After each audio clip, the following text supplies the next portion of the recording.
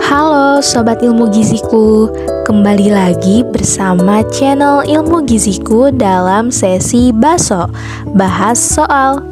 Di video kali ini kita mau melanjutkan pembahasan soal cerdas gizi ilmu giziku dengan materi dietetik part 2. So, mari kita simak dan bahas soal berikut ini.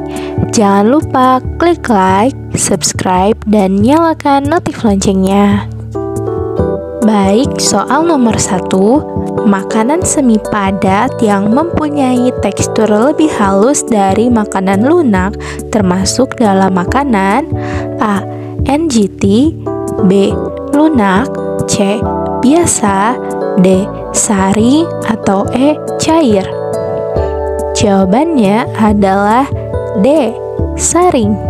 Makanan saring adalah makanan semi padat yang mempunyai tekstur lebih halus dibandingkan dengan makanan lunak, sehingga lebih mudah ditelan dan dicerna oleh pasien. Menurut keadaan penyakit, makanan saring dapat diberikan langsung kepada pasien atau merupakan peralihan dari makanan cair ke makanan lunak. Biasanya makanan saring diberikan kepada pasien sesudah mengalami operasi tertentu, kemudian pada infeksi akut termasuk infeksi saluran cerna, serta kepada pasien dengan kesulitan mengunyah dan menelan. Oke, soal selanjutnya. Anton merupakan pasien yang baru datang dan di-screening di rumah sakit.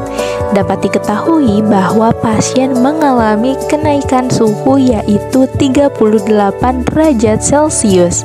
Makanan yang disajikan oleh ahli gizi berbentuk A. Saring, B. Lunak, C. NGT, D. Biasa, atau E. Cair. Jawabannya adalah B. Lunak. Demam adalah suatu keadaan di mana suhu tubuh berada pada angka di atas 37 derajat Celcius. Dalam kenaikan 1 derajat Celcius, bentuk makanan yang diberikan pada pasien semakin halus. Pada angka 38 derajat Celcius, pasien diberikan makanan lunak. Sedangkan pada 39 derajat Celcius, pasien diberikan makanan saring, dan 40 derajat Celcius ke atas, pasien diberikan makanan cair. Baik, soal yang ketiga, terapi pemberian gizi melalui pembuluh darah balik atau vena disebut A. Enteral, B. Oral, C. Biasa, D. Cair, atau E. Parenteral. Jawabannya adalah E. Parenteral.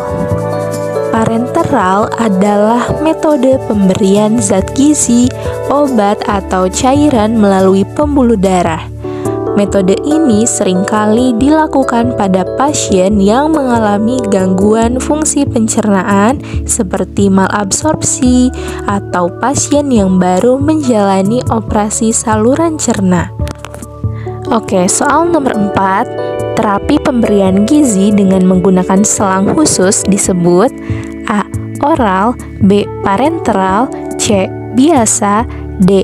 Cair, atau E. Enteral. Jawabannya adalah E. Enteral.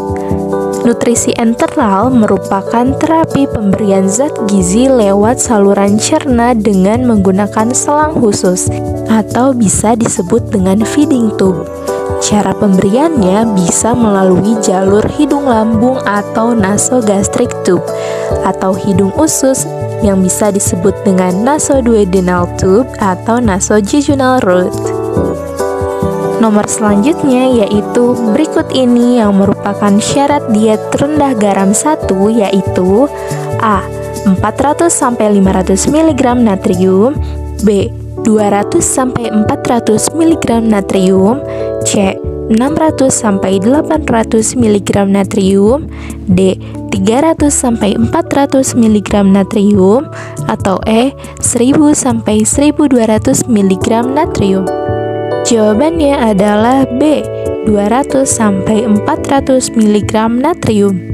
Diet rendah garam adalah diet yang mengatur asupan natrium yang berlebihan, terutama dalam bentuk natrium klorida. Jika berlebihan, maka hal ini dapat menyebabkan gangguan keseimbangan cairan tubuh. Diet rendah garam 1, pembatasan natriumnya yaitu sebesar 200-400 mg natrium.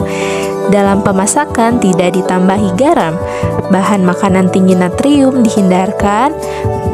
Nah, diet ini diberikan pada pasien dengan hipertensi berat. Oke, soal nomor 6. Berikut ini yang merupakan syarat diet rendah garam 3, yaitu A. 1000-1200 mg natrium, B. 300-400 mg natrium, C. 600-800 mg natrium, D.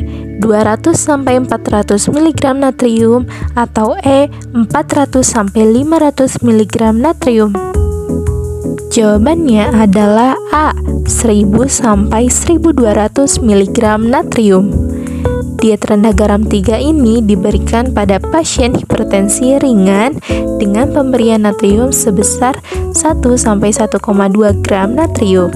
Nah, pada dasarnya diet ini masih bisa diberikan natrium dengan penambahan garam yang ada di masakan, namun dengan pemberian yang sedikit dan tidak berlebihan agar tekanan darah pasien masih bisa dikendalikan. Oke, selanjutnya yaitu diet yang diberikan pada pasien dengan penyakit jantung akut, yaitu A. Diet jantung 2, B. Diet jantung, C.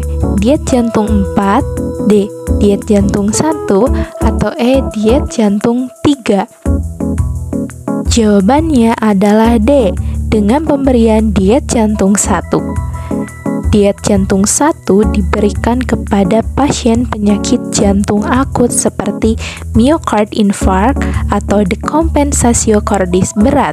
Diet ini diberikan berupa 1-1,5 liter cairan per hari selama 1-2 hari pertama bila pasien dapat menerimanya.